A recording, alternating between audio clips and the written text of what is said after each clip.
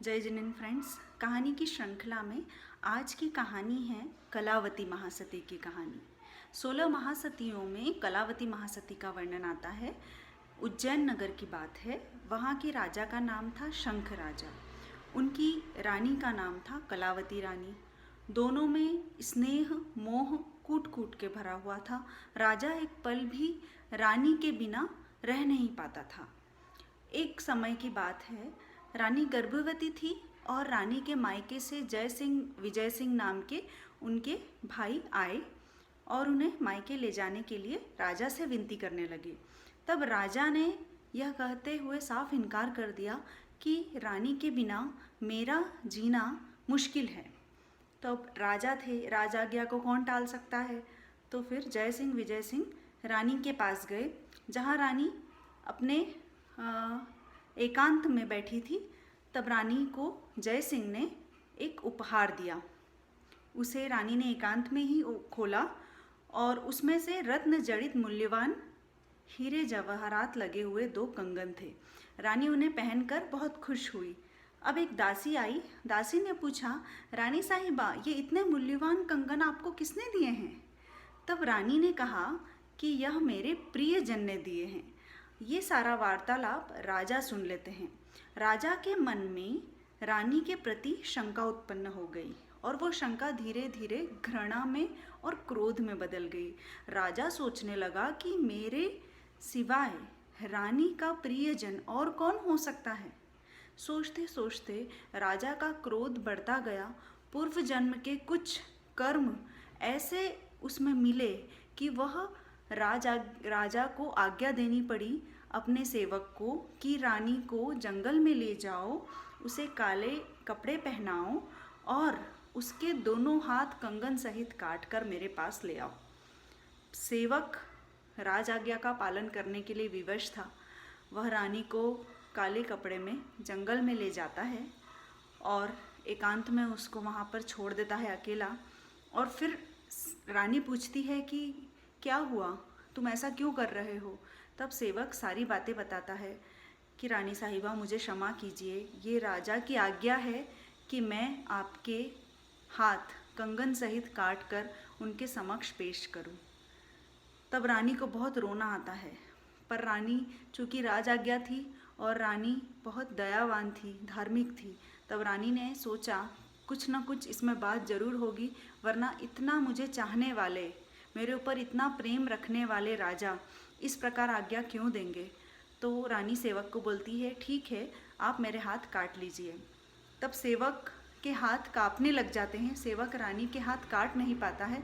तो रानी बोलती है, एक काम कीजिए, एक हाथ मैं स्वयं अपने दूसरे हाथ से काट लेती हूँ और ये एक हाथ आप काट लीजिए, इससे आपका बोझ थोड़ा हल्का हो जाएगा।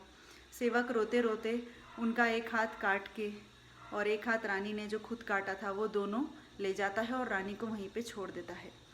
अब इधर रानी की प्रसव पीड़ा प्रारंभ हो जाती है। एक तरफ तो कटे हाथ की पीड़ा, यहाँ हमें एक चाकू या छुरी का कट लग जाता है तो वो असहनीय दर्द हम सहन नहीं कर पाते हैं। वहाँ दोनों हाथ कटे हुए और प्रसव पीड़ा और बच्चा भी रानी को हो गया था। तो रानी दर्द से एकदम शून्य हो गई थी। उसे कुछ भी समझ में नहीं आ रहा था मैं क्या करूं। तो रानी ने देवी देवता का स्मरण, नौकार मंत्र का स्मरण चालू किया और बोलने लगी, हे देवी माँ, हे नौकार मंत्र, अगर मैंने राजा के अलावा किसी भी परपुरुष को मन से, वचन से, काया से, स्वप्न में भी चाहा हो तो मैं अभी इस धरती में समा जाऊं, और अगर ऐसा नहीं हो, मैं सिर्फ राजा के बारे में ही सोचती हूँ, तो तुम मेरी इस पीड़ा को शांत करो। उसके रानी के शील के प्रताप से वहाँ देवी उत्पन्न होती है और एक सुंदर सा बड़ा महल तैयार करती है। वहाँ बच्चे के सारा ज़रूरत का सामान और जो भी प्रसव के बाद की जो चीज़ें होती है, दाई माँ वगैरह, झूला, सारी चीज़ें, सारी व्यवस्था वो देवी करती है। और एक चमत्कार और होता है कि रानी के हाथ वापस पहले जैसे हो जाते हैं, कंगन सहित। जी हाँ। और फिर जब रानी आराम से वहाँ पे रहने लगती है, इधर जब कंगन लेकर सेवक राजा के पास पहुंचा तो उस कंगन के पीछे नाम लिखा हुआ था। जैसे ही राजा ने कंगन को ध्यान से देखा तो उस पे तो एक कंगन पे जय सिंह और एक पे विजय सिंह लिखा हुआ था। अब तो राजा की इतना क्रोध स्वयं के ऊपर, इतना पश्चाताप कि मैंने रानी के साथ ऐसा बर्ताव क्यों किया। राजा रोता रहता है और बोलता रहता है सेवक को, सेवक तुम जाओ और देख के आओ रानी किस हाल में है। सेवक जाता है वापस जंगल में जहाँ सेवक ने रानी को छोड़ा था। वहाँ जाकर देखता है तो दंग रह जाता है। वहाँ तो महल बना हुआ है और महल में रानी है, रानी का पुत्र है और साथ में रानी के हाथ भी वैसे के वैसे हैं। तो सेवक देखकर घबरा जाता है, वापस दौड़ा दौड़ा राजा के पास जाता है, राजा को सारी घटना बताता है। राजा, मैं रानी को जिस हालत में छोड़कर आया था वैसा तो वहाँ कुछ भी नहीं है, सब कुछ बदल गया है, आप स्वयं मेरे साथ चलकर देखिए। राजा स्वयं आता है, रानी को देखता है, रानी के चरणों में गिर के माफ़ी मांगता है, लेकिन रानी कोई उपालंब नहीं, कोई क्रोध नहीं। रानी राजा को वंदन करती है, नमन करती है और राजा माफ़ी मांगता है अपने किए की। रानी तो पहले ही माफ़ कर चुकी थी। वहाँ पर दोनों खुशी खुशी आपस में फिर से रहने लगते हैं। रानी को इस घटना के बाद से जीवन से वैराग्य आ चुका था। कालांतर में भगवान महावीर स्वामी का वहाँ पर उज्जैन नगरी में पदार्पण होता है। भगवान महावीर स्वामी के पास राजा शंख और रानी कलावती दोनों दर्शन करने के लिए, प्रवचन सुनने के लिए जाते हैं। प्रवचन के पश्चात रानी भगवान महावीर स्वामी से पूछती है कि राजा ने मेरे साथ ऐसा क्यों किया, कौन से ऐसे मेरे कर्म थे जो आड़े आए और मुझे अपने हाथ कटवाने पड़े। तब भगवान पूर्व जन्म का वृतांत बताते हुए कहते हैं कि पिछले जन्म में रानी जो तुम थी वह एक राजा की रानी ही थी और जो राजा था, जो शंख राजा था, वो पिछले जन्म में तोता था, पैरट।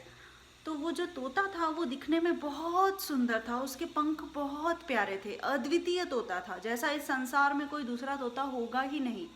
इतना रंगीन और इतनी मीठी आवाज़ बोलने वाला ऐसा तोता था। और तुम जो रानी थी, तुम उस तोते पर अद्वितीय स्नेह रखती थी। तुम्हें वह तोता बहुत प्यारा था, लेकिन साथ ही तुम्हें एक डर भी था कि कहीं ये तोता उड़ न जाए, कहीं किसी और के पास न चले जाए।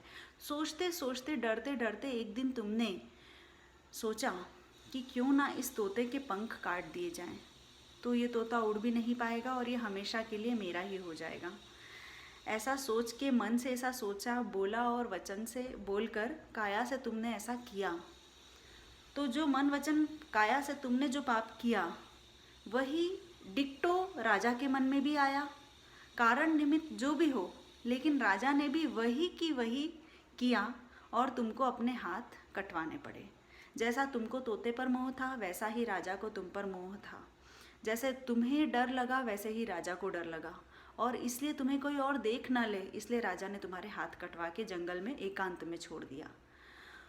तो इस कर्म के उदय से तुम्हें यही पाप का भागीदार बनना पड़ा राजा को और तुम्हें ये दुख सहन करना पड़ा। तो फ्रेंड्स, जब हम कर्म करते हैं तब सोचते नहीं हैं कि ये आगे किस तरह से आएंगे, किस प्रकार से आएंगे, लेकिन कर्मों का खेल ऐसा है कि डिक्टो वैसे कि वैसा हमें चुकाना पड़ता है। तो ज़रा कर्म देख कर करिए, इन कर्मों की बहुत बुरी मार है, नहीं बचा सकेगा परमात्मा, फिर औरों का क्या एतबार है। जय जिनेंद्र।